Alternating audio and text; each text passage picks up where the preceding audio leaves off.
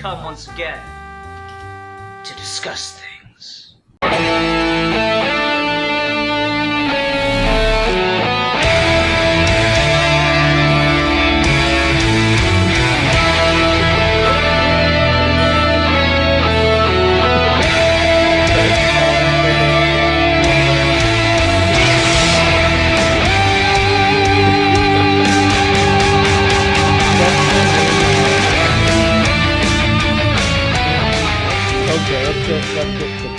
Hi everyone, welcome to another episode of Geeky Gentlemen. I am Sid Part 2. Joining me today is the one, the only Steve Baxey. Hello everybody. Unless you buy your own Steve Baxey, in which case we will clone him, and... This is all really complicated. I'm not sure how much money we're making or losing in this process. I probably shouldn't be the one in charge of a business. Anyway, and joining us yet again is Mr. Rasco, a.k.a. Squatch Gang, a.k.a. whatever he likes to be called lately. That's what they call me. That's what he likes to be called, whatever he likes to be called lately. Yeah. That's what they call him. I like it. Anyway, so I kind of just picked this topic off the top of my head, off, something that was going on Twitter last week, and the topic tonight is casting in comic book films. And admittedly, it's not a comic book role. It would work better if it was, but admittedly, it's not a comic book role. But there's some shit going down over Scarlett Johansson and Ghost in the Shell. Oh. And it's weird how that times up with this. And I mean, there was like a similar reaction to Doctor Strange, but not as hardcore as the one that's going down with Scarlett Johansson right now. Boycotting the shit out of Ghost in the Shell. Saying it now. The one with the thing with Doctor Strange though is like they made it less racist. And how so? Like I thought of it as like okay, I thought that the idea was that they felt as if the Ancient One, that's what the title is, correct? I thought that they felt that it was too stereotypical to have like some Asian monk, and that they wanted to like that's what I thought, and I thought they were afraid to go there, that they would come across as stereotypical. Well, you kind so of they changed it to a woman. Season of Daredevil. What'd you say? Yeah, when you got all the shit going down in Daredevil, that is a little inconsistent, isn't it? I could see that. There was a lot of discussion about why don't we just make Doctor Strange Asian. Everything else about that character is so steeped in like Asian magic. Well, he was, is the weird thing. Mm-hmm. He used to be Asian, and then at some point Ditko started drawing him as white. And I don't know why. Like the first 4 or 5 issues of that series, he's totally Asian. Well, that's how it works. You're born Asian and you become white over time, Steve. Yeah, it's an interesting bag, and we're certainly going to get into race and casting too. This is going to be a super, taboo discussion. Yeah, we're certainly going to get into that stuff, and I mean, how serendipitous, right? Yeah. I'm telling you guys, the universe, it's aware of itself. It likes screwing with you, but sometimes it likes to make you happy. Yeah, and that is life, certainly. So anyway, let's start out though a little lighter than all of that, and we'll just begin with the question I asked on Twitter, and I'm going to make Steve answer with something else than he did on Twitter and stole my topic and posted on Facebook, just because it is the obvious answer that everyone would go to. But it's the right answer. Fair enough. So I'm going to ask, what is your favorite casting choice, in your mind, the perfect casting choice for a comic book movie, television show, whatever? And Christopher Reeve does not count because it's too obvious. Anyway, so I'm going to go with like a really kind of, I guess, obscure one, since he's only done it twice now, and one very, very briefly, but my answer is fucking Kelsey Grammer as Henry McCoy the Beast. Or Hank McCoy, sorry. Hank McCoy the Beast. Yeah. That dude just did it, man. Like, X-Men 3 is still a really bad movie, but Hank McCoy shit, I keep wanting to say Hank McCoy. As- Why do I keep... As bad as that What? movie is, that deleted scene where he quotes Shakespeare is the best thing ever. It is, I right? watch it out of context all the time. It's so awesome.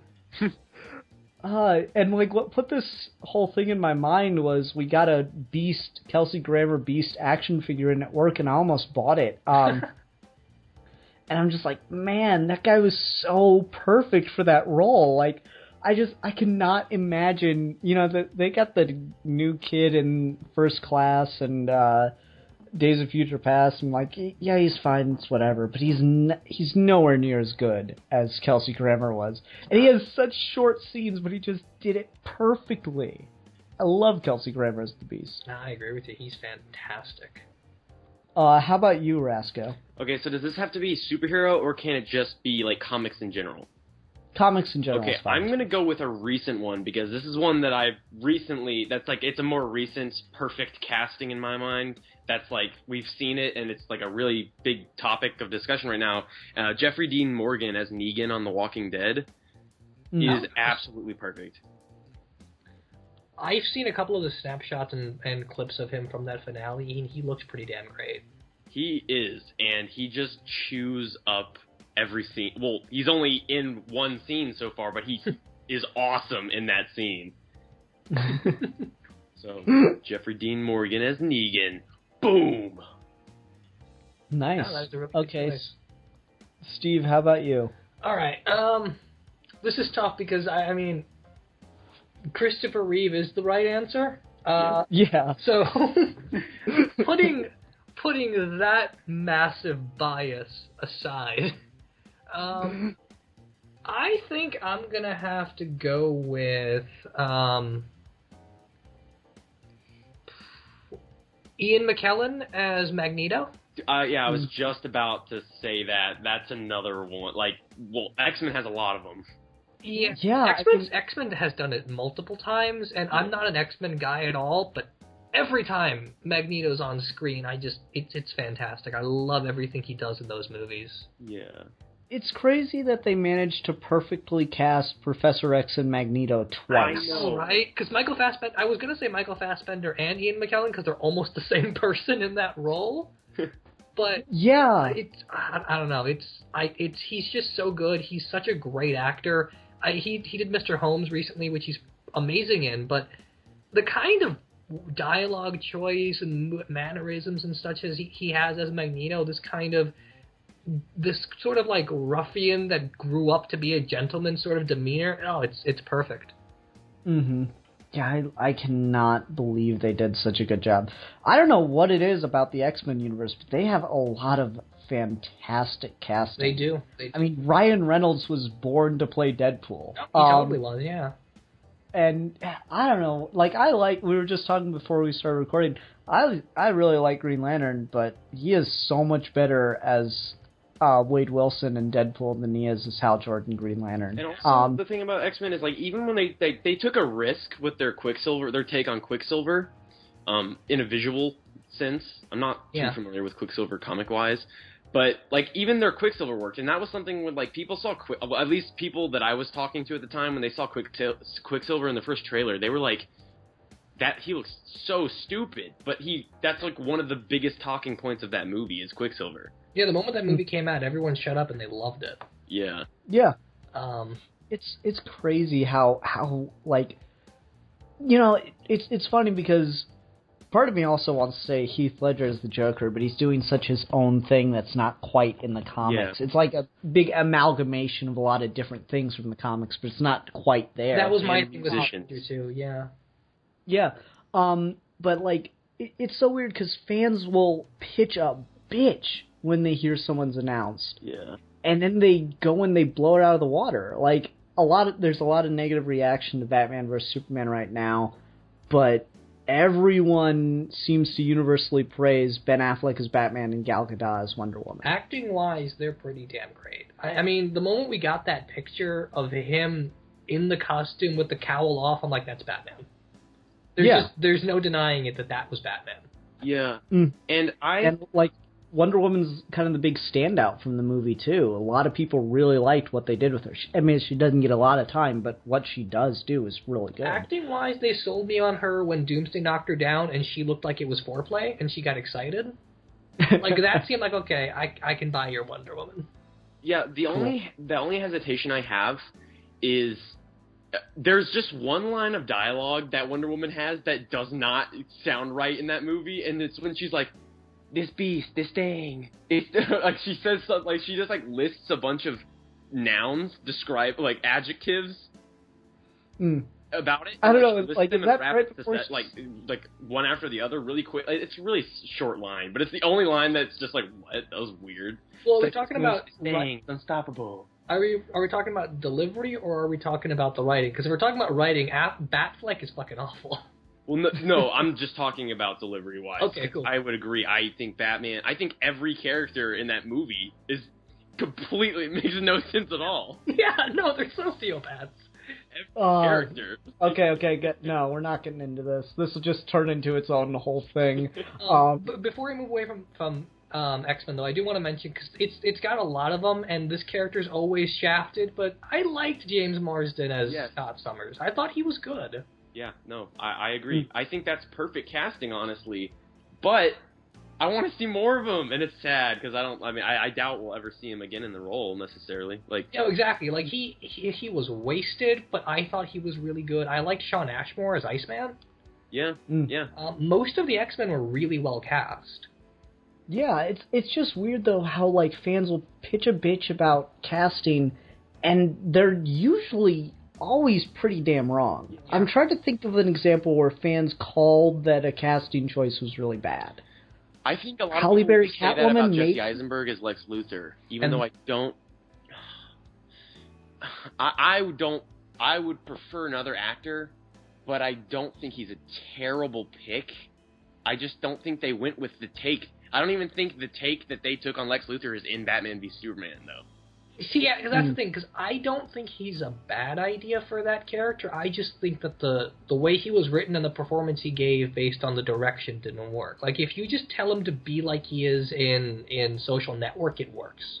Yeah, and that was the thing, is like, they were marketing it like that. Like, he was like a Mark Zuckerberg type of guy, and he was like this. And it's weird, he went almost more evil scientist than he did corporate tycoon. Yeah, it was weird. It's so weird, because it was the most generic Lex Luthor they could have possibly had, but he was such a niche actor for like a very specific take on the character. But they didn't even use that take that they casted him for. Yeah, it's a weird thing of like, because I love Henry Cavill as Superman as a concept, but the way he's directed in both of his appearances, I think, just really hurt what the performance he's giving. It's a really weird thing where, like, the film itself impacts the casting choice, regardless of whether or not the actor in general is right for it. Yeah, and maybe that's that weird thing, because, like, we were talking about X-Men 3 being a really bad film, but Beast being fantastic in it. Importantly, he doesn't have a lot of screen time. No, he doesn't, yeah. So he only had to be good, he only had to transcend the material for a short amount of time at any given moment. Whereas, Lex Luthor, Superman, whether or not you like the movie, I will agree. I think there are some awkward parts in that film where the writing is, in my opinion, shaky at best. Where the actors have a hard time delivering it, and they try their best, but it's just, they are kind of backed into a corner at points. Yeah, I would agree. It's an interesting thing. Like, can you have great casting in a bad movie that the casting can still transcend that, or once it gets so bad, there's nothing else they can do. They just try their best but are kind of stuck. I have two examples for this that will go to your point, and they're exactly the same character. So, the first one is Kevin Spacey as Lex Luthor in Superman Returns. Because as bad as that movie is, that guy really elevates it. He's really good in that role. A lot of the lines he's given feel like Lex Luthor, even if the story doesn't make sense. He was written and was working in that movie on a higher level than anyone else. Then go to Michael Rosenbaum as Lex Luthor in Smallville, and he tries his damnedest, and he's really, really good in certain scenes, but at some point, it just doesn't work anymore, because that show got so bad. Well, I mean, but the thing with Smallville is you cannot have that show exist and have Lex Luthor not be an idiot at a certain point. Yeah. Like, I mean, if it's Superman in high school and Lex Luthor's there and he's investigating Superman, like these strange events surrounding Clark Kent from high school on, and then he gets to Metropolis and Superman starts popping up, how would he not know at that point? And then in the finale, they give it like the laziest fucking out I've ever seen done. Where it's like, you're gonna lose all your memory in 30 seconds. Maybe grab a pen. Something, man. Just write it down real quick. Yeah, you can write down Clark Kent and Superman really fast. Yeah, I think anyone could do that, but nope. Nope. Clark Kent's a superpowered alien. Yeah, it was crazy shit. What about Michael B. Jordan as Johnny Storm? I really like that casting. The thing with that movie is, as bad as it is, and as poorly directed as the actors are, like we talked about, is I think everyone in that film was cast appropriately. Yeah. Are you talking about Fan Forstick? Yeah, Fan Forstick. Because Miles Teller as kind of an ultimate version Reed Richards is off the page. Kate Mara as a kind of ultimate universe Sue Storm is off the page. Michael B. Jordan has exactly the personality of every version of Johnny Torch. The guy that plays the Thing has exactly the look of that character from the comics. What is up with Fox giving, like, amazing casting decisions, but just terrible involvement with their films to totally screw them up? I have no idea, because I would have loved to see that franchise keep going. I love Miles Teller and Michael B. Jordan as actors. I wish they had more to do. I really liked Michael B. Jordan, but I feel like that's, like, he is so wasted in that movie. Like, he is Johnny Storm. When I look at Michael B. Jordan and I see other roles that I've seen him in, I'm like, yeah, that is perfect casting for Johnny Storm. But he's so wasted and just feels so out of character and it's not Michael B. Jordan's fault. It's the character of Johnny in that. It was such a letdown. I was like, wow, I was really looking forward to that. And I still think he could be a great Johnny Storm if they casted him in a better movie.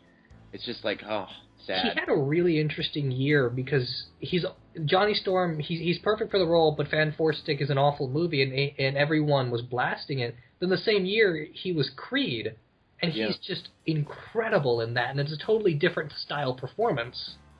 Yeah. He's just one of those actors that, and I guess maybe we should talk about this too, but like the same actor doing multiple characters, but if we can't have him as Johnny Storm, I said this on Twitter before, I'd love to have him as Nightwing. Ooh. Oh, that'd be interesting. I think he'd be perfect for Nightwing, because I've always thought of Nightwing as, no matter how serious he's being, his tone of voice is always a little bit sarcastic. I think Michael B. Jordan could pull that off phenomenally. Yeah. Okay, this would be a good time. I was going to talk about bad casting, but that's a good time as any to transition into race, because I like that, but it's one of the few times where I'm like, no, you should actually kind of maybe keep him white, and here's my only reasoning. So it's already really suspicious when Batman is a loner for X amount of time, and then Bruce Wayne adopts a kid, and suddenly Batman has a little kid running around with him. It'd be even more suspicious if both of those kids happen to be black. That is true. That's fair. I'm willing to suspend the disbelief for the casting, though. Yeah, that's what I'm thinking. Yeah. Like, if I just see him there doing Nightwing things, I just wouldn't care. It's that superhero logic thing of like, well, Thor never called Iron Man, but it's his movie. Yeah. Wait, what? Huh? It's that kind of logic thing of like some suspension of disbelief is just there on because of the concept. Yeah, that's fair, and like it's just one of those things that's kind of been in my head lately after watching through the Batman, where I'm like, okay, Batgirl, it makes perfect sense to some degree or another, but seriously, no one picks up like a week after Bruce Wayne adopts a kid that Batman's running around with a kid named Robin now. Like, no one picks up on that. That's weird. That's always a thing. That's partly why I think that's why Tim Drake works as well, is because it took him a long time between meeting Bruce Wayne to be actually becoming his sidekick. Fair enough. It's just one of those weird things. Like it would be even like yeah, you're right. It's about suspension of disbelief, but there's a limit, right? No, that's fair. But I mean, I don't think that'd be a good enough reason to keep any character white. And I mean, like, you can even shoot scenes to where, I mean, his race is hidden by like hiding in the shadows and stuff like that. Like yeah, I got you. It's just something I thought of because like I said, my head's kind of been on Robin anyway lately. No, that's fair. I can see where you're coming from. At the same time, I still think it'd be nice to get more diversity, particularly in DC's casting. Yeah, because I mean, it's just one of those things where Nightwing being white guys never like played into anything. He's not, you know, all the Nightwing fans are gonna be pissed at me. I don't consider Nightwing or Robin honestly to be the iconic character that like Superman is, because like Will Smith was famously offered the role of Superman at one point and he turned it down because he didn't want to be the Black Superman. So it's one of those things where like the race doesn't affect it. It doesn't affect the icon of the image for Robin, for me at least. And Will Smith is a weird case because he's Will Smith as, you know, like he would be Will Smith in the Superman suit. Yeah, exactly. Like Will Smith is an actor I enjoy. Dude doesn't have a lot of range, and as much as I like him in certain movies, he's not Deadshot. He really isn't. With every trailer we've seen, he's not Deadshot. And he wouldn't have been Superman. If you wanted to give him any comic book role where you're switching the race of a character, I could see him being more of like sarcastic type characters like Captain Boomerang, Captain Cold, or something like that. Like Will Smith is a very particular type of personality, and if anything you should keep from the comics, it's just what the character is about. It doesn't matter what race they are or what gender, really. It's one of those things where, like, Will Smith, I do think actually has some range. He's just rarely given the opportunity to use it. There's a great movie he did when he was a lot younger. I think Fresh Prince was maybe still going on at the time, called 6 Degrees of Separation, that I'd highly recommend. Isn't that the Kevin Bacon movie? I'm not sure. It's been a long time since I've seen it. I really enjoyed it. It's just about the idea of 6 people separate everyone in the world, kind of thing. Oh yeah. I've heard of that. I never watched it. Yeah, it's pretty good. He's pretty good in it. I think it was actually adapted from a stage play. But anyway, yeah, it's a weird case, and at a certain point, I do think we need to just start changing characters' races for the sake of it, just to, if for nothing else, experiment to see what sticks. Like, you know, we're going to be talking about this in a couple weeks, but I really like Steve Trevor being black. I do too. I think he's fantastic in Earth 1. Uh-huh. I think that was brilliant. Yeah, it's such a subtle thing, and then they use it so well, and people are complaining about it because they just don't get it. Yeah, importantly, it's not diversity for diversity's sake. It's diversity for the sake of people that are underrepresented. And no, it's not just that. It's diversity for the sake of the story, because it's naturally and perfectly built into the story. No, that's true, but I mean, like, even if you aren't going to build a story reason for it, it's still fine to do it, I think. Yeah. Oh, no, I agree. See, for me, diversity is a thing where, like, yes, you part of what you need for more diversity is just you have a general character, and they just happen to be, a woman. They happen to be black, whatever. But also a further step in diversity is diverse characters that have to be this way. That, you cannot have Black Panther be anything but black. Yeah, and that's what I was going to say is the only thing where I don't want you to change the race is if it's integral to the character, and I think most reasonable people agree with that. If you can't make Tom Sawyer, obviously you can't change his race. Yeah, it's a completely different thing at that point. Yeah. No, that totally makes sense. Black Panther should never be white. Luke Cage should never be white. Yeah. Yeah, it's funny. I saw a guy who did a really cool Black Panther mask cosplay on DeviantArt, and he took a picture of it, of him wearing the mask, and he was white. I'm like, oh man, that mask is so cool, but it's kind of killing it that you're white. And he's like, what's that supposed to be? I'm like, come the fuck on. You know exactly what that is supposed to mean. Yeah, it's absolutely true. It's one of those things. I recently started going through some Black Panther stuff, and I'm really excited to see what Chadwick Boseman's like in Civil War as Black Panther. But what's interesting about that book right away is, like, I'm reading the original appearance of him in Fantastic Four, and so much of, like, African culture, why the Black Panther is a godlike symbol, what the jungle means for those people is so in your face right away that any divergence from it just seems almost impossible at that point. Like it's been part of the character literally since page 1. Mm-hmm. Yeah. And very few characters have that.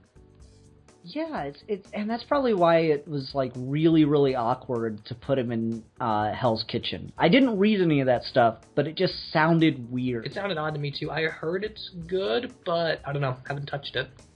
Like, my joke for that was, okay, so you're just making him Batman now. I mean, he is now Batman, right? He used to be African king of Batman, but now he's literally Batman. He's Batman. Right. It's one of those things, like, once you put Black Panther in an American crime-ridden city, he's just Batman. And I think they even kept the cape for that run, too. They might have. Black Panther should never have a cape. I don't like Black Panther with a cape. He should have a cape when he's being kingly. When he's fighting, he shouldn't. Fair enough. Yes, I will addend that. There's just something about wearing that costume with a glamorous cape is hilarious. Yeah, certainly. When he's doing regal things like for ceremonies or stuff, fine. But immediately when the fighting starts, cape goes off. I can agree to that. Because then he's like African ninja man. But anyway, let's get back to casting and stuff. Yeah, diversity in casting is a really tricky thing because I don't want him to just change it, on a whim or anything like that. But I do want to, like, if you have a good idea of why it would make sense to change it, I do like experimenting with those things. If it's like, well, when you really think about it, the race as is doesn't, like, with Zatanna, even though superhero enthusiasts confirm that for me that she is Romani Jewish, with Zatanna, if she was just white, let's say, making her Romani Jewish is actually a really interesting thing to do with that character, especially in a European setting. Yeah. That totally works. I mean, there's so much thematic stuff you can build in if you adjust race things. Like, for example, if you made a Danny Ketch Ghost Rider film or TV show, I think would be better, and you adapted that story because it's about urban street violence, and you made him black, it would work just as well, if not better. And then the thing with Nightwing is Nightwing in the comics used to be a police officer. You make him black, and you can deal with more of those themes. Like, there's lots of different angles, because superheroes are supposed to be representative of our experience. They're supposed to be symbolic, and if you adjust it to talk about more things, I don't see why it would ever be a problem. Yeah, Certainly. And the thing is, I see so many. It always bugs me when people complain about race changes in movies, and this really bugged me when people were complaining about Fantastic Four's casting. It really bugged me because it's like, it's already an adaptation. From second one of the film, it's not the same story that you've read from the comics. Yeah. From second one. Why is it okay to change anything of the timeline, but not the race of the character? It's not the same continuity. And, like, people have this thing in this mindset of, like, well, this is how it is in the comics, and even though they're not the same continuities, and it's not going to try to tell literally the same story, it's going to adapt stories from the comics. That's what superhero movies do. Yeah. And it's like, it's from second one that it's a movie, it's no longer the same thing anymore. It's a completely different medium now. Like, this is a different take. Yeah, no, I absolutely let agree. It be a different take. Yeah. Yeah, it's one of those things, like, people just get so uppity about it, and I really think it is, like, importantly, this outrage doesn't come when you switch an ethnic character to white. Yeah. It comes when you switch a white character to ethnic. Yeah. And that's why it's about racism. Like, I like Dark Knight Rises, I think, more than anyone else in this podcast right now. I don't dislike it. Well, but I like it more than it's my Dark point. Knight Rises, you might like it more than me. I don't know. I'm not a person that hates Dark Knight Rises, but I understand. Anyway, well, I really do love that movie in a lot of ways. One of the things that I will always hold against it, even though I think Tom Hardy does a great performance, I was really uncomfortable with them making Bane white. I agree with you. That was an issue for me too. Like, Tom, they do a different thing with it. It is an adaptation, yada, yada, yada, but at the same time, name some Hispanic comic book characters. I'll give you a couple. You got Jaime, Blue Beetle. You got Bane. Got Kyle Rayner. Kyle Rayner's half Mexican. Miles Morales, Hispanic? Yeah, I think half. I think his mom's Hispanic, his dad's black. I think that's Yeah. Which at the time, Miles Morales wasn't around in the comics at the time of Rises, right? Yes, he was. Yeah, he was. Okay, so he must have been just introduced then. Tarantula.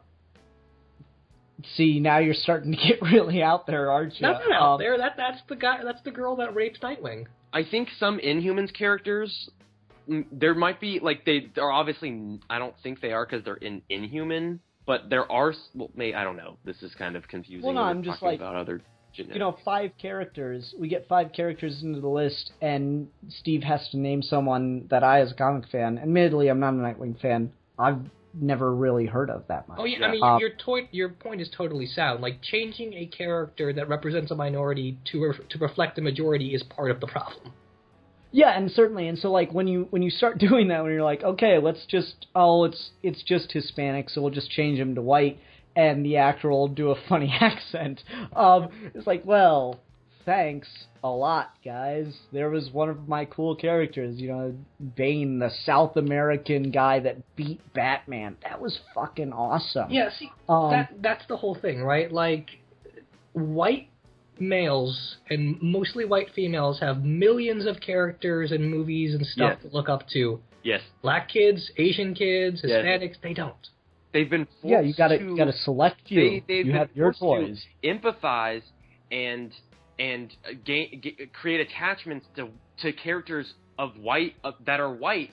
They've been doing it forever. Why is it so hard? And the thing is that people don't look at it. They look at it without any context. They simplify the discussion to this: it's not okay to change white people to another, or if it's okay to make white actors black or white characters black or a different race, why can't we make black characters white? People would complain or they'd bitch if we fucking did it that way, if we reversed it. And it's like, the difference is that you're not looking at the context of the world that we live in, like the history of our world, where for so long, especially in America and in European countries, it's been the people who have control of the media, who have control of the voice, that have control of what people see and hear on TV. They've been white, and it's clearly reflected upon our culture to this day. And it's people that refuse to believe that or to accept that or as acknowledge truth, it, that get mad about it. And they simplify the argument to like, well, if you can't change a black character to white, you can't change a white character to black. Haha. And it's much more complicated, and there's context that you have to take into account. Yeah, and people it's don't a nuanced issue. Exactly. And like, let me jump in here real quick and provide a little bit of background. So my father passed now. He worked in cable and advertising for the majority of his professional career. And he was the guy that would help produce and decide what an ad was going to be and stuff. One of his most famous things that they wouldn't let him get away with was when they were rebroadcasting the rematch, or when they were broadcasting the rematch between Mike Tyson and Joe Frazier was the guy whose ear he bit off, right? It was Evander Holyfield. Oh yeah, Holyfield. There you go. When they're broadcasting the rematch, my dad wanted them to sell ears of corn at the concession stand. So my dad worked in advertisement for a long time, worked in producing commercials and distribution of cable for years and years. And I asked him about this at one point when he was still around. I asked him, so why is it that white people are in all the commercials? Why are they like in all the parts? And he explained it as, when it's a white person, you don't think about it. You only think about the message they're trying to sell you. When you put a black person or anyone else in there, it immediately changes that, and you immediately notice it's not a white guy. Yeah. Yeah. And that's like really it distracts you from the product, which is why companies will always use white people in ads. And it's so messed up that some people have it in their heads that white's like the standard and every other race is the alternative. Like, there are people that think of it that way. Like, this is the normal, and then this is the alternate costume. Like, that's how a lot of people see race. And that's exactly the point you were making earlier about, like, the mentality of changing characters that are black to white. Because the whole problem is that the world kind of functions under the assumption that most people are white males. Yes. And so everything that doesn't comfortably fit into that comfort zone, we try to filter back through that perception of identity. Like, it happens all the time. That was the whole issue with the idea of, like, female gamers versus male gamers. Like, there's a different type of person when you are a different type of person if you're black. You're a different type of person if you're white. You're a different type of person if you're a woman of any race whatsoever. You have to be able to understand that in every case, not just boil it down to one universality. Yeah. There was an episode of Scrubs where Elliot and Turk were fighting over whether it was harder to be a black doctor or a woman doctor, and then Dr. Jones walked through and it was a black woman doctor. They're like, respect. That's awesome. It's a thing too where it's like, I've seen some people, they'll be like, I've seen arguments when we were talking about, like, the Oscars and the whole Oscar controversy that was this year. That there was one black person nominated or something like that? Yeah, and it's like, okay, so here's the thing so there were people that were on both sides of that argument, and I saw someone say, like, look, if you look at the percentage of black actors, the percentage of black actors to black actors who have won Oscars is proportionate. But here's why there's still a problem. Why is it that there are so fewer black actors than white actors? Is it because black people just inherently don't care about No, it's not. It's because it's harder to make it in that career. It's harder to be a person of color or just of any other race besides white. It's harder, and there's less roles for you, and there's more stereotypical roles. Like, Hispanic people oftentimes are typecast as bad boys, or like ominous, like, I could be bad, or you don't know, oh, don't mess with me. That's a stereotype. And black actors talk about how their casting, or it's like casting for them happens a month after the white casting happens. Because what a show will do, or a movie will do, is it will cast, especially shows, they'll cast everyone, and then they'll be like, oh shit, this is an entirely white cast. Let's just try to find somebody that's kind of generic that we can just change to black. And tons of black actors will get jobs that way. Is it like a couple of months? Like one show, for example, is a show called Superstore that came out recently, and there's a black guy in a wheelchair on that show. And that show is incredibly diverse, so it's, like, believable that, like, that's an incredibly diverse show. So, like, when you watch that, it doesn't come across like they just threw a random black guy in there. But oftentimes, it's the case where it's like they have a generic character, and he's white, and they're like, why not make him black? Just so we can say that we're having diversity. And yeah, it's messed up.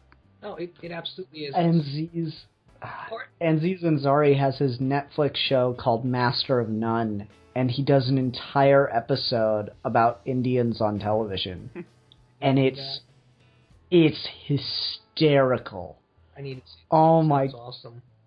Oh my god, it's probably the best episode of the entire season. But Roscoe, to go to your point, that's part of why the issue with Ghost in the Shell is so massive, because only 4% of females in Hollywood are Asian.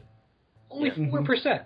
That's a massive issue. The fact is that you had a prime role that could make a star out of a person that's perfect for any Asian actress out there, and you gave it not only to a white actress, but you ran tests to see if you could make her look more Asian.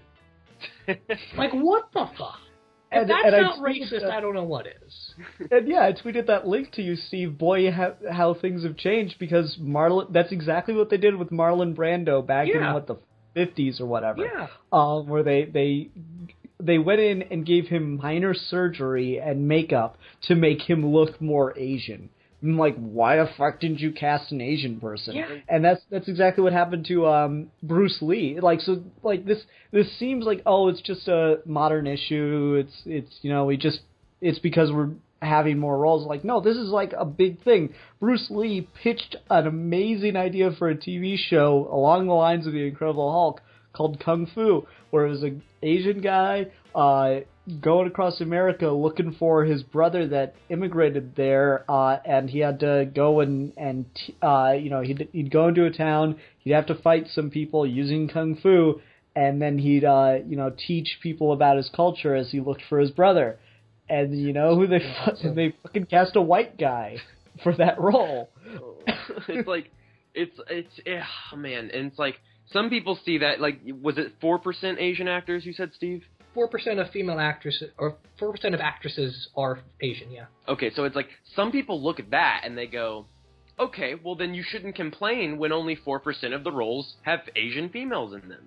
Yeah, But, and that's but not it's like, the but like that person's missing the bigger issue. It's like, why are there so few actors? Why are there so few of them? Yeah. It's because they've been demoralized.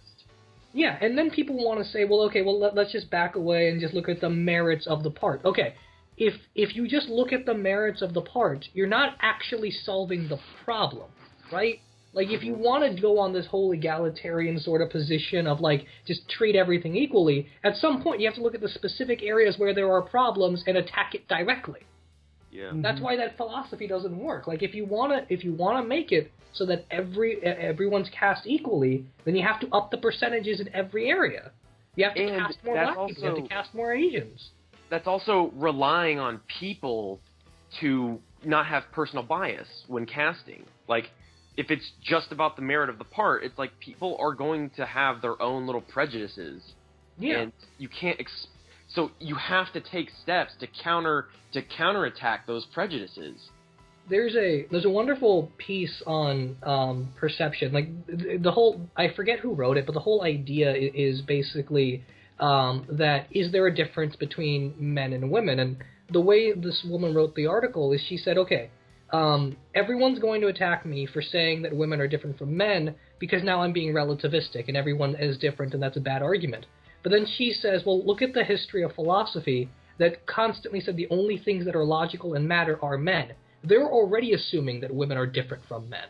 And guess what? They are different. So we should be doing things to address that and if you're going to cast a role that requires a woman, you have to make sure that you're addressing things like womanhood. Mm-hmm. Mm-hmm. I mean, that's why Kill Bill is such one. a damn good movie. That's why Kill Bill is such a damn good movie, is because they make sure that it's a story that only a woman can fulfill that story. Exactly. That's why Black Panther matters, because it's about identity. That's why Falcon is such a good character, because it's about the idea of white appropriation of black culture and where he is in the middle of that. Mm-hmm. And it's this idea, like, I don't think it's circulated anymore, but there was that hashtag Bernie made me white that I found really fascinating. And it was the idea that Bernie is actually making the different minority groups vote matter now. Because before it was such a non-issue whether or not you had, like, different lower minority groups in different states matter, and it didn't matter if you addressed their social issues because they wouldn't vote for anybody anyway. Yeah, was the whole perception behind it. But so he's actually addressing these issues and calling people to the polls and stuff and getting people excited. Yeah, yeah, and I think it was Michigan. That was obviously a huge upset, and one of the deciding factors of that was, surprisingly, the Muslim vote. Mm-hmm. Yeah. And it's like, when has that ever mattered before? Yeah. And it's no, like, we keep talking that's about a great this. Point. Not to get too. I'll make one more point about the election. We'll get off. Yeah, then of we got to go back to superhero casting at some point. Yeah, well, I mean, I think I might just retitle this as casting. But, like, the interesting thing is we're getting all these elections that are, like, deciding on the margins right now. This is a very, very exciting political season. There are going to be papers and movies made about this shit for years. Everything's being decided on the margins now, so suddenly the minority vote matters. Like, not even the, racial minority. Now it's the religious minorities matter, and the just every single minority group is important in this election, and that's the greatest thing ever. Oh yeah, Mm-hmm. that's fantastic. I mean, in 2008, the black vote went up because of Barack Obama, and then it went up again in 2012. But that's always kind of historically been up and down, right? Like the idea that numerous religions, numerous ethnicities, numerous demographics, the whole idea of like, because if you look at the way districts are drawn, it is very much about like what groups are where and where it's easier to market and campaign different types of people. But gerrymandering. Yeah. I forgot the word, but yeah, that was it. So the fact that those small divides are actually making massive... Wait, Steve, you're the politician and you forgot the word gerrymandering. I forgot. I haven't had a political science class in a while. It's okay. I just had to make fun of you. No, that's cool. Yeah, but I mean, it's that idea. Also, in about 5 years, when we do get the eventual biopic of Bernie Sanders played by Patrick Stewart, I want to see what his American accent's like. Oh, you're really gonna cut Larry David out of that? He's having so much fun on SNL. He is having fun, but is it wrong to have two Bernie Sanders biopics? Have you guys seen the Trump Apocalypse, the X-Men Apocalypse trailer with like Donald Trump in it? Yes. Oh my God, that's hilarious. Funniest thing. Oh my God. It reminds me of back in the day in 2012. Joss Whedon did a video saying that I support Mitt Romney for the zombie apocalypse. Oh yeah, I remember that. Yeah. It was so funny. Okay, anyway, let's get back to casting, and we'll go back to superhero stuff, because I did want to ask this, and I think we did a really good job covering just race and minority groups really well. Just make this like a half an hour clip. Yeah, pretty much. So let's have a little bit of fun. Let's go a little light now to give ourselves a breather. So we started this off with best casting choices. What are you guys' worst? Yes, I was hoping you were about to. Yeah, I was hoping you'd say that too. Superheroes or just anything? At this point. Let's say superheroes, because it's a narrow field to look at. I've got a good one. Cool. Go ahead, you go Jessica first. Alba as the Invisible Woman. That is pretty bad, yeah. Okay, I could see it. Yeah, because she just does not, like, it sounds bad, but she just does not come off like a scientist at all. She just seems like a bimbo the entire fucking movie. Doesn't help that they like play her that way too, right? Like, and she's super manipulative, and I don't know. No, she's got. The thing is, like, she's been good in other movies, but not for Fantastic Four. Mm-hmm. I mean, I don't hate Jessica Alba. I just am like, hate her either. That's not Sue Storm. Yeah, no, I absolutely agree with you. Okay, Steve, how about you? Okay. Worst, I think, is probably. So I have like two in my head. I'm kind of fighting to see which one I should go with. I think I'm going to go with Nicolas Cage as Ghost Rider. Oh yeah, that's because. See, the thing about Nicolas Cage is that every time a superhero role is up, he's like, oh yeah, I'm a massive fan of that character. I collected him since the beginning. And the issue is, he never is, and he always makes it worse. He's not Johnny Blaze. He's not Johnny Blaze in a million years. And he doesn't, I don't think he knows that. And that's what makes it worse. He thinks he's nailing it. He does. He thinks he's nailing it with his fucking jelly beans. I don't know. He bugs me because he thinks he's awesome in the role. And here's the thing. I think if you could potentially have an alternate take where he is good for the role, but what he did and what that movie is just pretty fucking awful. Yeah. Oh wait, can I touch on two really good casting things that we didn't touch on? Sophie Turner as the new Jean Grey, and the new guy they have. I haven't seen him act, so he could be terrible. I know Sophie Turner is a good actress, so she's on Game of Thrones, she's awesome. But the guy they cast as Nightcrawler looks perfect. Oh yeah, he does look fantastic. So we haven't seen him act yet, but I'm assuming he looks perfect. Yeah. I think. I always had that always bothered me a little bit in X-Men, not because like I don't want him to have an accent. I just think with all the makeup on top of the accent, it was really hard to understand anything he said. That's fair. because they had like the fangs in or whatever for the teeth. It just like that added on top of the accent made it really hard to understand him. Oh, speaking of that, because I'm sure someone's going to mention this, but Ron Perlman Hellboy, that's pretty fucking perfect too. Yeah, that's If there were two right answers, then that'd be the second one. Okay, it's gonna sound a little obvious, and I'm gonna go with this one just because it could have been amazing, but it wasn't, and I'm not sure if it's the script's fault or the actors or both. Cool. Arnold Schwarzenegger is Mr. Freeze. That is pretty obvious, but I'll give it to you. No, like, it could have been amazing. No, I agree. You go watch Terminator 2 again, and he's just this cold, emotionless son of a bitch that's got, like, a heart of gold, though. I agree. And if you played Mr. Freeze like that, it totally would have worked. I absolutely agree with you. That was my thing with Nick Cage, is, like, you make a down-and-out, really rough-and-tumble Johnny Blaze that's old and mentoring someone else, Nicolas Cage, it works for it. Mm-hmm. Same with my dream casting skits Nicolas Cage to play the Green Goblin, but I don't think you could get him to do it well. Anyway, no, just do I have to explain why Mr. Freeze was awful in Batman and Robin? No, I think we're good on that front. Well, no, just like the ice bun, and like I'm not sure if it was just the direction or the script or his performance. I don't know. Like, it's one of those things, because I almost want to go for Tommy Lee Jones, because that is entirely his fault. Yeah. But Mr. Freeze is that times 10, and I'm not sure if that was Arnold's fault or not. See, the weird thing about this, though, because I'm trying to think of more of these cases of horrible casting choices, and I'm just starting to think, well, if they just played the character differently, it wouldn't have been a problem. Like, if Tommy Lee Jones was just Tommy Lee Jones instead of trying to one-up Jim Carrey in every scene, I think he could have been a good Two-Face.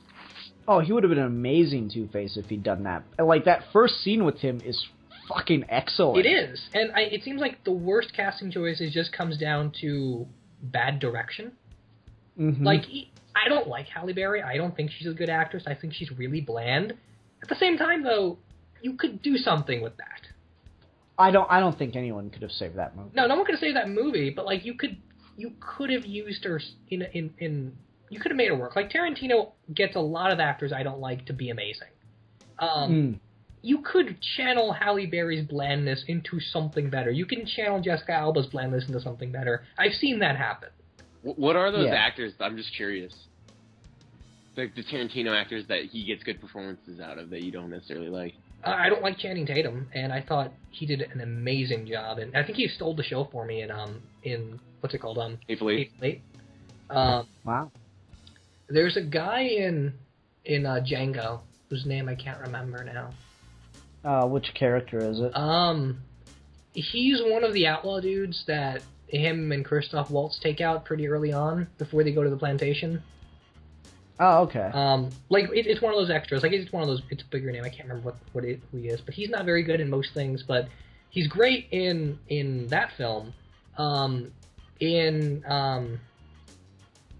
on names tonight. I don't know why. But like Tarantino is pretty famous for this. Like even if actors aren't like Samuel L. Jackson's good, he's never as good as he is when he's in a Tarantino film. I don't like John Travolta. He's amazing in Tarantino films. Yeah, I'd agree with that. Yeah. Yeah. I saw an amazing GIF someone made of the scene from Pulp Fiction with like the "Say What Again," but it's all about the pronunciation. See, I can't say that word. Yeah, of the word GIF, and it's fucking hysterical. Like, what does GIF stand for? Graphical image, flash animation or whatever. And he goes, "Does graphics start with a J?"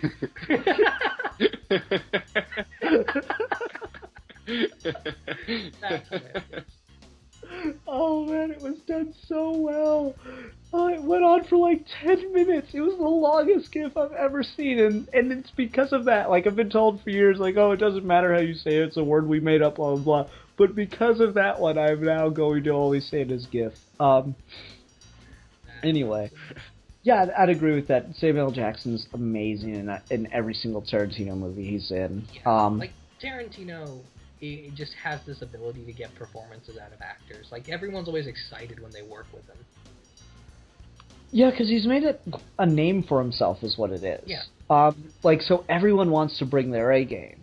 Yeah, it's interesting how that works, isn't it? Yeah, I think it's also because fun you to, can like, see. talk about, like, bad actors that get better because they're working with better people. Mm-hmm. Like, this happens with Tom Welling when he's playing off Michael Rosenbaum. Yeah, because, like, he seemed to be, like, really bad in those seasons that he was gone, and then he comes back for the last episode, and suddenly he's alright again. Yeah, like, it happens on TV before it happens in movies just because you have more time to grow. But it happens, you know? Like, you work with people that are above your league, and you have to kind of keep up and rise with it. Yeah, I think, you know, like, I'd say that's probably what happened with David Hyde Pierce and Frasier. Yeah. Because he's just okay in that, like, first season, but as that goes on, he gets better. He gets more of a personality, yeah. Yeah, I'm not sure if that's just a writing thing, but I don't know. I think that was. No, I think it's acting, because he's really stiff at first. And not, like, the characteristically stiff, but, like, uncomfortable in the scene. Yeah. Did we mention Tom Bernthal as an amazing casting choice for Punisher? Oh, God, yes. Can we just say every casting choice in Daredevil? Yeah, because I don't like Season 2 very much, but God, is he the perfect Punisher. See, you too, huh?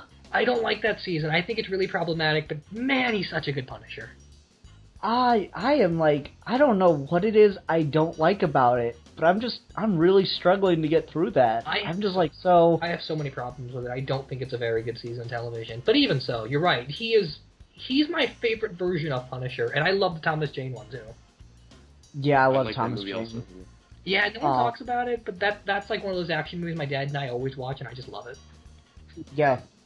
I like the extended cut where we get the full song. Yeah. That's my favorite. I like that, too. I can hear what you're thinking. Oh, I love that. Yeah, they actually performed that on set, which is fun. Yeah, that was really cool. Okay, anyway, other superhero casting related things. Should we talk about the idea of one actor playing more than one character? Totally. I think that's gonna. Chris Evans has been in how many comic book movies now? 4, I think. There's Scott Pilgrim. There's Fantastic Four. There's The Losers. There's Captain America. That's crazy. I don't know if there's any. I think there's one more, but I don't remember. Dude's in everything.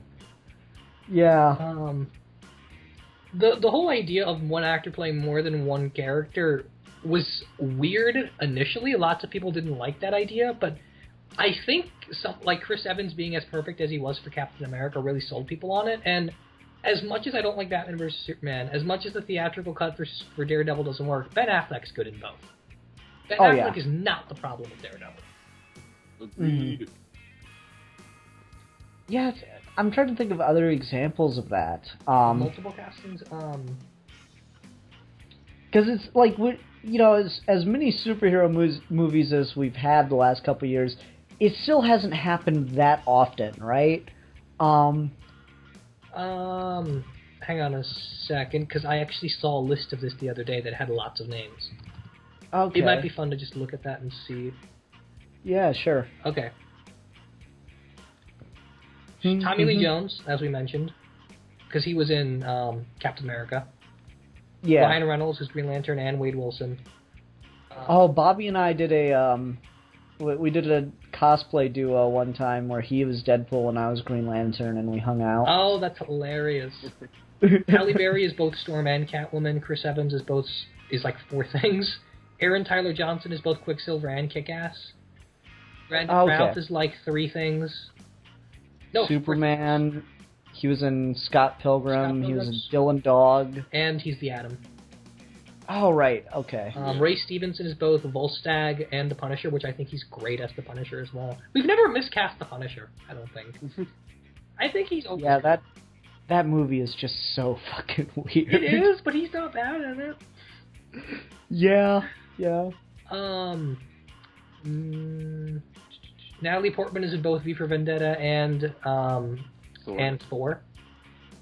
See, I don't know. I just don't even really think of V for Vendetta as a comic book movie sometimes. That's fair. I don't know why. Maybe it's just because I don't like Alan Moore so much. Hugo Weaving, V for Vendetta, and Captain America. Jon Favreau is both Happy Hogan and Foggy Nelson.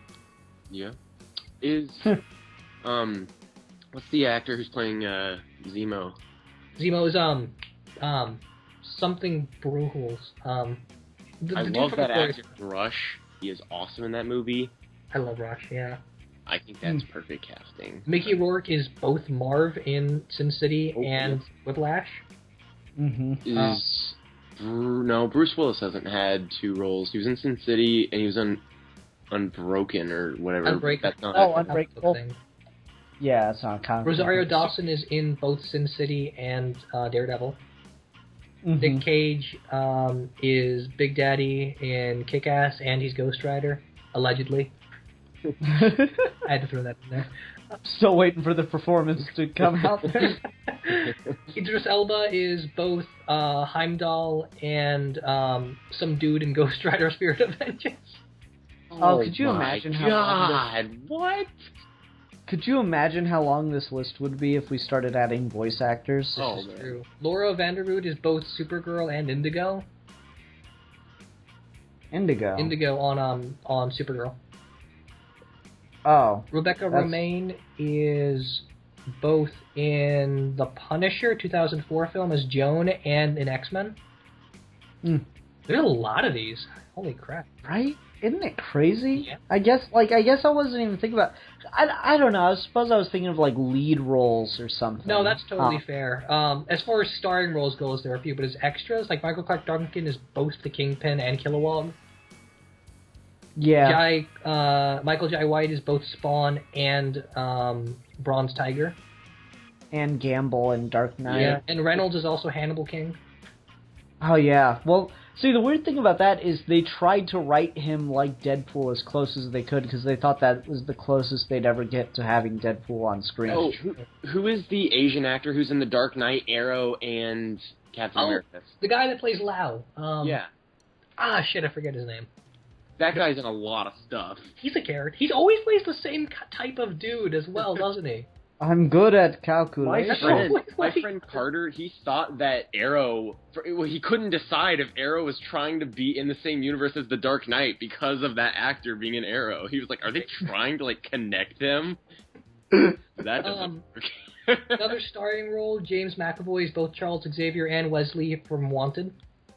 Okay, just because you brought James McAvoy up again, so I saw a really cool fan poster, because everyone's like pitching these ideas for Star Wars spin-off movies. Oh, yeah. And someone pitched the idea for a young Palpatine movie, like a Darth Plagueis movie with James McAvoy. Oh my god, that's perfect. Fuck yeah. Yeah, I'd fucking watch the shit out of that. Oh my god, that is amazing. Yeah, why not? That would be so cool. I'm actually gonna start listening to the Darth Plagueis audiobook because NPR is about to do their fund drive, so fuck that. I don't need to hear people come on the radio and beg me for money for 20 minutes at a time when I'm trying to listen to the goddamn news. Darth Plagueis is really good.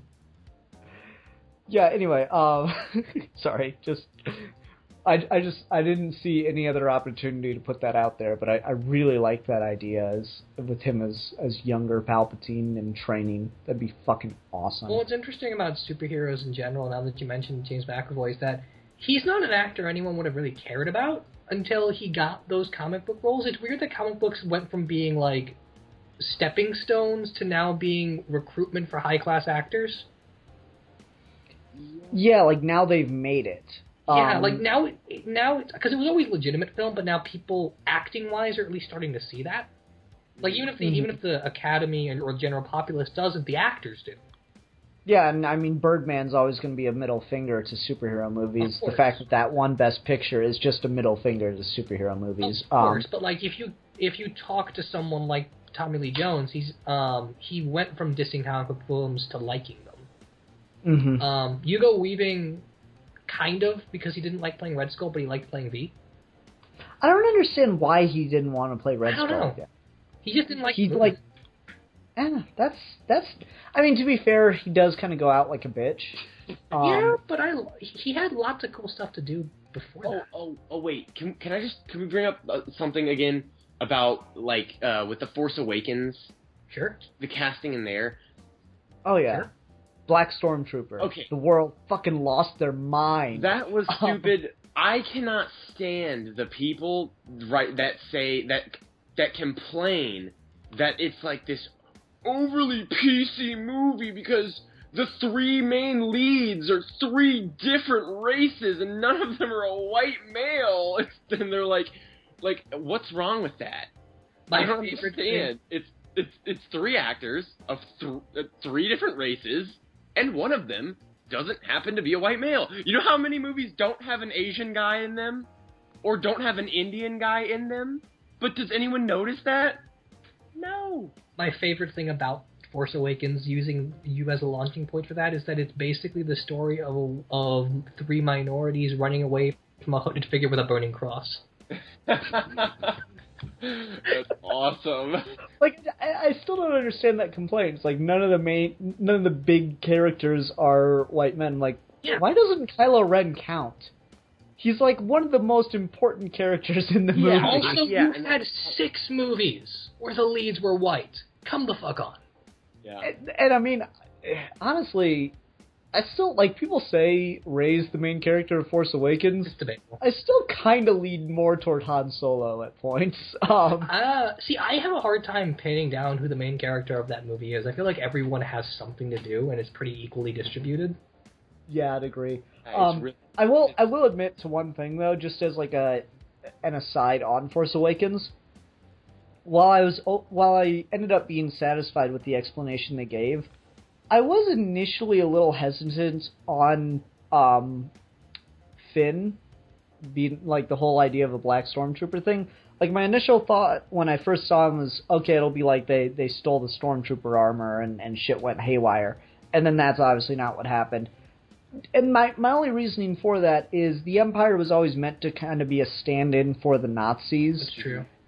And so, doing the whole idea of a Black Stormtrooper, it is a little messy there, but the explanation they gave of they just like the Empire just kidnaps children and trains them, I really like that. Well, and I also still think the metaphor works to a degree because the idea is loss of identity, right? Like, Finn can't be who he is because he's defined by the white context of the Empire, and everyone else is.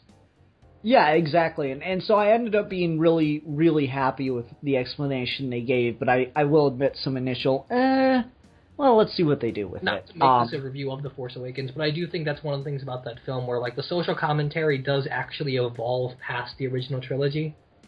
And I think that's interesting. Like, if for Luke, it was an innocent thing. It was a need to explore thing that got him off Tatooine. Not Tatooine. Whatever planet he was on. No, he was on Tatooine. Yeah, sorry, it's been a while. But for Rey, it was an economic thing of, like, this is her system, this is where she lives kind of thing. I thought that was really interesting. I love that movie. Yeah. Anyway. I'm going to kill myself, but I have to break down and buy the Blu-ray because none of the DVDs have any fucking special features. See, this is what I'm saying. Just wait until the whole trilogy comes out and you'll get commentaries. Yeah, but I really want to watch the fucking deleted scenes. Because apparently there's a scene where Leia explains the politics. Oh, okay. Well, the scene where Maz uses the Force. I'm serious. I might break down. And there's also that Kylo Ren scene where he's on the Falcon. I might. You see, I need to see the deleted scene where Finn loses his gun. That's the thing that honestly, my biggest complaint in The Force Awakens, Finn's gun disappears from when he takes the lightsaber to when he emerges from the rubble. And he's like, I need a weapon! And he had a gun on his shoulder and it's gone. There's a deleted scene where he loses that gun. It's the same one when Maz uses the Force. It's gotta be. That's hilarious. That's it. That's I just never noticed. Continuity there. We're gonna discover it and we're gonna see it. It's gonna be great. Because I know that they filmed it, and I just have to confirm that belief that it's there, that they didn't just make his gun disappear. There's a scene. We're gonna find out the backstory to that gun. This is Rasko's conspiracy theory. Yeah. This is his X-Files moment. Yeah. That's the chosen gun of the next trilogy. That's the chosen weapon, Finn's weapon. Okay. Calm down, Rasko. So, I mention this often. Can I talk about Robert Downey Jr. for a second? Oh. I'll go for it. Okay, so everyone loves Robert Downey Jr. as Iron Man, and I get that, and I know that he revitalized the interest in that character, and it's because of Robert Downey Jr. that the MCU is a success, and everyone likes Iron Man in those films. I don't like him. I really don't. He wouldn't be in my top 10 or even top 15 best casting choices. He's Robert Downey Jr. in a movie with Iron Man armor. He's not Tony Stark. And that's fine. The movie can totally do its own thing. I just hate it when people say he's an accurate depiction from the comics, because he's not. Yeah, I don't like when people say that. That really bothers me, because the whole point of that is that he was not that Tony Stark from the comics. That's why he was such a huge hit. It's because it was like, look at this new character that's been around forever, but look at this new take on him that you don't even know is the new take. Exactly. So that's the definitive Iron Man now. If you went and made an Iron Man movie that's based on the comics, I guarantee you the only people that would watch it and love it is me and Eric. Because all it would be is self-deprecating depression, alcoholics doing business for like 20 minutes at a time, and then maybe the occasional armor fight. Well, okay, so my question is, didn't you say that they went much more comic book Iron Man with Iron Man 3 and Age of Ultron? Yes, in the sense that they went back to the whole thing of like everything is Tony's fault, and he internalized it all, and it becomes depressive. Okay, so he's still not playing Tony Stark. He's still not playing Tony Stark. The big thing, I finally nailed this down when I was doing my Iron Man reviews a few months ago. Well, last summer now. The big difference is, comic book Iron Man, every time he has a problem, he retreats into himself and blames himself for it. Movie Iron Man, every time he has a problem, he deflects with sarcasm. And those create two different personality types. Gotcha. And Downey plays Iron Man more like Jim Rhodes is in the comics early on. Like Jim Rhodes, he's flirty, he's always cracking jokes, he's always turning everything into a sarcastic remark so he doesn't have to deal with things. That's kind of what Downey does. And then we made Jim Rhodes ultra serious in the 90s to make him War Machine. Wow, War Machine didn't come around until the 90s? That I didn't know. I just kind of always assumed that he was a part of it. See, I always thought that too, but then you think about the fact that his name is War Machine and he's got all those guns and he's totally 90s. Yeah, that's true. Like, I figured he got, like, a big redesign in the 90s or something. I would have believed you if you told me that. It was BattleBot, and then Rhodey didn't come around as a character until, like, 1978. Wow, that's weird. Yeah, Rhodey is really big in the comics for a while, but he's Iron Man for a much longer period than he's been War Machine. Huh. Yeah, it's weird. Interesting. Yeah, I don't know. I just have no interest in Iron Man comics. Like, I like the movies just fine. I don't know, I just have no interest in reading the Iron Man comics. That's fair. So I don't mind that, Robert Downey Jr. is just doing his own thing, because it's really fucking entertaining. Yeah, that's totally fair. I'm not saying he's bad. I'm just saying, like, he's not Iron Man. That's all. That's fine. I'm trying to think if I have, like, someone like that where I'm just like, yeah, what they're doing is fine. It's just, it's not this character. I guess maybe Jack Nicholson as the Joker? That's a weird thing where, like, that's kind of the same thing as Robert Downey Jr. It's like... Yeah, like, Jack Nicholson is pretty much just playing a hammed-up Jack Nicholson. The difference, though, is, like, there's some precedent for his personality in the comics. Yeah, a little bit. Because with Downey, there isn't at all. Okay. And, I mean, not everyone likes Jack Nicholson Joker, and that's totally fair. At the same time, though, he is a version of the Joker. Yeah. Yeah, that's fair. Huh. Yeah, I know, it's tough, because a lot of times the divergences from the comics that are too far either completely alter the book, or they aren't successful. Like, the only other case I can think of is Blade, but Blade became so popular that we just turned him into Wesley Snipes. Yeah, and it actually worked there, though, didn't it? Yeah, it did. And obviously we didn't change Downey.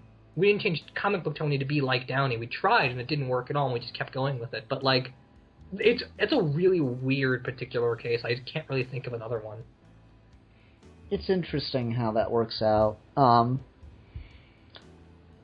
Are there any casting choices where, like, you were legitimately surprised by how well it worked out?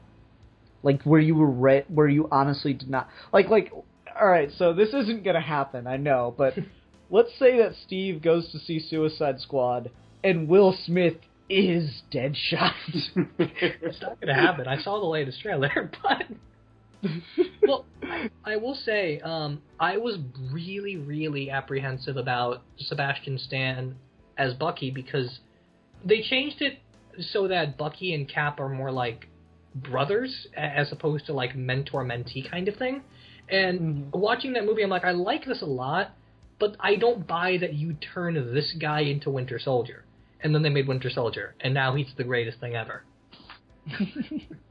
It's the only movie I've seen in theaters 10 times. Oh, man, poor Age of Ultron. I know, I love Age of Ultron. Age of Ultron is my favorite comic book movie, but, like, Bucky. But, like, I have a man crush. Yeah, Bucky. Anyway. There's little hearts everywhere. Anyway. Yeah, that was the big thing that turned me around, is like, I didn't buy that... The way his face looked, the way he would talk, his whole mannerism, I just didn't buy this guy could turn into a tortured Terminator-type character, and he absolutely did.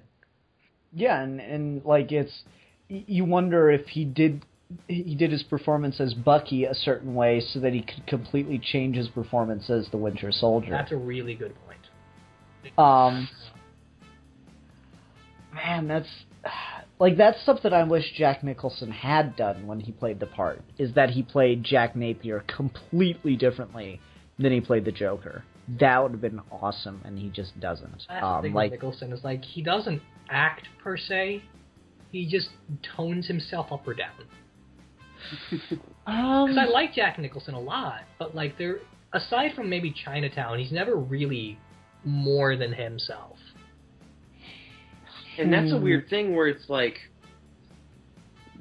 I guess it's just once you find something that works, you know? Yeah, that's the thing. I don't mind it. I don't really care. Like, I like Will Smith. I haven't seen the movie you were talking about, but like, as everything I've seen of him, he's kind of the same person. I don't really care. That's fair. I think I like his personality. I like Jack Nicholson's personality. There's another actor like that always turns in sort of the same persona. Matthew McConaughey. Matthew McConaughey's got range. Have you seen Dallas Buyers Club? Yeah, I mean... That's the one I haven't seen. And True Detective, he's not McConaughey traditional in that show. I guess Ben Affleck. Ben Affleck's another one of those guys where, like, he's got a very particular style that just goes up or down in different cases. Like, he tones the anger or the repressed up and down. And then Keanu Reeves. Keanu Reeves is totally that. I'm sorry, what was that, Rasco? Didn't me and you do an episode of this on Surviving Christmas with Ben Affleck? Yeah. He was pretty different in that movie than I've ever seen him before. Okay, I've never seen that. Don't watch. Don't waste your time. Yeah, well, moving the Affleck example away, I think Keanu Reeves is the perfect example of that. Like, he's always kind of one type turned up and down, and sometimes it's brilliant, like John Wick, and then other times it's awful, like Bram Stoker's Dracula. It's a matter of, like, do you buy that guy is in that world, though, with them? It's like, when you watch Will Smith, you don't think, like, Will Smith is just sitting there reading lines. You're like, Will Smith is in that movie. He's in the world with them. See, sometimes I think it's just him reading lines, and I don't mind. Yeah. That's the weird thing. Like, I grew up in a world where everyone knew who Will Smith was, so I never imagined him as anything but Will Smith. Like, it's not... He has one of those things where the personality kind of transcends whatever part he's in. I think that might be it more than he doesn't act. I think just his persona transcends it. Because he has... Honestly, I think Will Smith has, like, that kind of classic Hollywood star thing. He's a little Frank Sinatra, yeah. Yeah, for more than anyone else. Like, I don't think that he's always just playing himself or he's always just playing the same kinds of parts. I think just that the fact that it's him, he just has that star quality that not a lot of actors have these days. Yeah, like, it's impossible not to recognize Will Smith. Yeah, it's one of those things, because there's a story about this, about like a guy that could have discovered Will Smith and he didn't. What was it? Is it Chasing?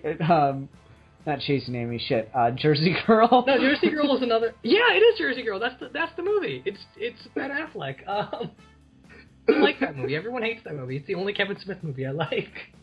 I don't know why I like it, but no, it's exactly that. Ben Affleck, not Ben Affleck. Will Smith has this weird thing where, like, he's not Agent K. He's Will Smith with J. He's not Hancock. He's Will Smith with superpowers. And sometimes it's awesome, and then other times it's awful. Case in point, Deadshot. We'll see. I'm really, like, how blown away will you be if you have to, like, eat your words? See, I will be so happy if I have to eat my words. I just know it's not going to happen, because we got him talking and interacting with the characters in the latest trailer, and he's not Deadshot. Fair enough. So, I would be, like, oh my god, I would laugh so hard if Steve Baxley had to eat his words on that one. I want to. I want to go into Suicide Squad, and I want to come out saying that Will Smith, he's the greatest casting choice ever. I know it's not going to happen, but damn, I really want it to. That'd be so fucking funny. I don't care if I'm wrong. I want to be wrong, but we'll see. No, it's just like it's just ever since he got announced, you're just like, he's not Deadshot. I'm like, wow, just like right from the get go. Yeah, because I think historically we've learned our lesson about waiting and seeing as far as casting goes. Like, the moment Ben Affleck was announced, there was lots of hate, but like a week later, they're like, we'll see. Mm-hmm. I don't understand where that hate came from. Like, I don't understand why people reacted that way when Ben Affleck was cast. It's because he just had a reputation for the longest time of being just like a really shitty actor. I don't get that, because, like, do they know where he came from? Like, do people know what started his career? It was I mean, Good Will Hunting, and he's in that movie, and he's fine in that movie. He's good in that movie. He co-wrote that movie before he was announced as Batman. He was in Argo that won Best Director. He made the town and I'm like, that everyone thought was the greatest heist movie in a decade. Yeah, I mean, you can say, and like, if people point to movies like Armageddon as and he's not really bad in that movie. There's terrible scenes with him in that movie, but it's not that he's bad, it's that the scenes are terrible scenes. See, and what I've noticed is people refuse to let that guy's past go, because I've seen lots of modern casting lists where they're like, top 5 best casting, Ben Affleck is Batman, top 5 worst casting, Ben Affleck is Daredevil. I'm like, no, he was not the problem with that movie. If you think he was the problem with that movie, you don't know Daredevil. It's because people want to have, like, a simple answer to point to with, like, why is that movie bad? They want a simple thing to point at and go, Ben Affleck, that's why it's bad. And it's like, well, like, the funny thing about complicated thing why the theatrical cut of that movie doesn't work. The funny thing about why Ben Affleck keeps getting these superhero roles is it's all because of Kevin Smith. Like, for years and years in Hollywood, people were like, because Kevin Smith was like the Hollywood nerd, the Hollywood comic book guy for the longest time, and so people would go, oh, well, who do you think would be a good fit for this movie? And he'd be like, fucking Ben Affleck. And I mean, he was right, it's a weird thing. That was just his go-to answers. Like, who would be a good Matt Murdock? Ben Affleck. Who would be a good Batman? Fucking Ben Affleck. Spider-Man. Ben Affleck. Ben Affleck. I'm kind of to this point where, like, hey, if Batman doesn't work out, be Iron Man, Ben Affleck. You could totally be comic book Iron Man. Oh. You're basically that in Argo. Just do it again. I'm the only person who wants that movie, but... Oh, man. It's one of those things. It's like, it's weird to see how casting works. And I want to talk about one more thing before we end this on casting, because I feel like we are just kind of getting close to wrap up. Do you guys follow Mr. Sunday Movies? Sometimes. Yeah, I've seen some of his videos. Okay, he did this one, and he made an interesting point. I'm just going to try my best to restate his point, and then we're going to talk about it. So imagine you have 2 horses. One of the horses looks like a fine, mighty steed, and the other is 2 guys clearly in a horse costume trying to participate in a race. Now, which of these two horses would you decide to back if you're going to be a betting man in a traditional horse race situation? The actual horse? Okay, you'd think so, but it turns out that actual horse is full of bees. And that's a joke that probably works better with Mr. Sunday Movies, crummy animation. Yeah, that's a visual. Yeah, anyway. No, like, the point he's making is, like, you have studios, like, that they pick a guy, like Channing Tatum, let's say, and they go, oh, well, he's got everything, he's perfect, but then just something doesn't work. It's like you have all the ingredients, but it just doesn't come together with some of these casting choices that people make. And I think that it's just kind of this idea of, we like to, or people like to say that superhero movies or just a lot of action movies and stuff are formulaic. And in truth, they're not, because if that were the case, then you wouldn't be able to have, like, movies that are failing that hit all the boxes of the formula. Because it's not just because people start to recognize the formula. It is more than that. There is something about not drawing people in. And so I think that reflects in casting, too. Yeah, I think a good example of this is, like, everyone thought that because of Mad Men, January Jones would have been a fantastic Emma Frost. She looked the part, she had the costume, we had the right setting, everything. You look at that movie and she's really bad. I wouldn't even say bad, I'd just say completely forgettable. Yeah, she's nowhere near what she was supposed to be, and I'm not even sure if it's a writing thing or an acting thing. It just didn't work. I think it has to be a writing thing, because I just don't think there's anything there for her to do anything with in that movie. That's like, true. She gets Kevin Bacon ice at one point. Yeah. Like, that is like the most significant thing she does in the whole movie, I think. Yeah. But I mean, I've seen roles that require no effort that work really well. Like, I think Jeremy Irons is incredible as Alfred, and all he does in that movie is just passively aggressively bitch at Bruce, and it's hilarious. Yeah. Like, his whole role in that movie is like, you can do this thing, if you want. Like, that's all he does. It's hilarious. But it works. Michael Goff doesn't get, like, anything to do in the old Batman films, but it works.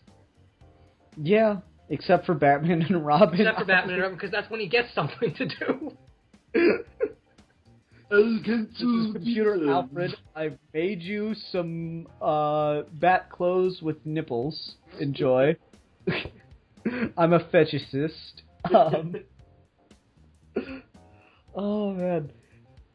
We're going to talk about Earth 1 again soon, but I think Earth 1 has one of the most brilliant conceits of why Alfred's so good at everything. With the military thing? Yeah, like, just why a butler is so good at everything. I think the conceit of that worked so well. I mean, that feels like Jeremy Irons' Alfred to me. Like, Earth 1 Batman. Yeah. Do we at any point see Jeremy Irons' legs in we do. Batman v Superman? No. Maybe he's got a really good prosthetic. Maybe they can do that. Yeah, I would love if they did that. But, I mean, the military man Alfred happened before. Like, that was a thing in the 90s. No, I know. I'm just saying, like, the way they worked that into the story there, I really, really liked. Oh, gotcha. Okay. No, that's fair. I like that. Yeah. I'm really excited to talk Earth 1 in a couple weeks. We're going to talk about all the... I don't know if we've said this on recording. I kind of spoiled it earlier, but we're going to talk about all the Earth 1 books in a couple weeks here, so... Yep. Oh, yeah, I said that in my comic reviews, so... Oh. I'm just really excited to talk about that with you and Alex. Oh, yeah, it's going to be fun, because we're kind of all over the map on them. Mm-hmm. Anyway. Yeah, just the idea of backing the wrong horse is something I find intriguing. Because, like, I'm trying to think of an example of an actor that just... Like, he has all the bells and whistles, he just can't win. Terrence Howard as Rhodey. Now, him not coming back has nothing to do with acting. It has to do with money. But Mm-hmm. in principle, he should have been fantastic as Rhodey, but he's not. And he has scenes. He has things to do in that movie. It just doesn't work. My favorite line of his, Tony! He finds Tony, who's like laying on the floor with his arc reactor taken out. He's like, Tony! And even the line that everyone got excited about, like when he looks at the Mark II armor and he's like, "Next time, baby," it doesn't play. And then the moment Don Cheadle steps into Iron Man 2 and he's like, "I'm here, it's fine, let's get on with it," he immediately gets me. Yeah. Yeah. Yeah. Okay. Well, I think that'll about do it, though. I think we're good. Yeah. Yeah. Anyone want to throw some final thoughts out on casting? Stop making those fucking posters of live-action Batman and then throwing Kevin Conroy in there. It's two different things, damn it. Okay, then. I didn't want to say that somewhere. That's fine. Yeah, voice acting is like its own thing. Yeah, that's its own. I don't even know how you do voice acting and casting, because like DC, I am convinced, has geniuses doing it and idiots depending on the film. It's been the same woman since animated series, and it seems like at some point she just kind of stops caring.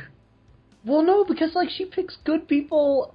Like I just don't know what she's doing, because sometimes she has like great picks, and then other times it's like it's totally fucked, and it changes movie to movie. Alex's go-to explanation is like she always tells that famous story of like she has a dream list of everyone at Warner Brothers that she wants to cast somewhere, and Alex always says, well, she finished that list like 2 movies in, and now she's just throwing darts at the wall. Oh man, I'd totally buy that. So anyway, Steve, what are we going to be talking about next time? We need a review topic. Oh, okay. I thought Milan was going to be here, so I didn't think of anything immediately. Hang on. I've got something, I'm sure. Okay. Waste time in the meantime. Yeah. Stuffs and things. I can't remember. Oh. So a guy came into my work and his username was Darth Jawa. So I drew a Darth Jawa on his receipt. Awesome. I couldn't resist. I had like 5 minutes to kill, so I just like got some pens and some markers, and I drew like a Jawa with like a red lightsaber, and I was quite proud of myself. I used like a yellow highlighter for the eyeballs. That's awesome. You're welcome. Well, go ahead. Sorry, I was still looking. I know we did an episode on Hellboy, so that's not going to work. No.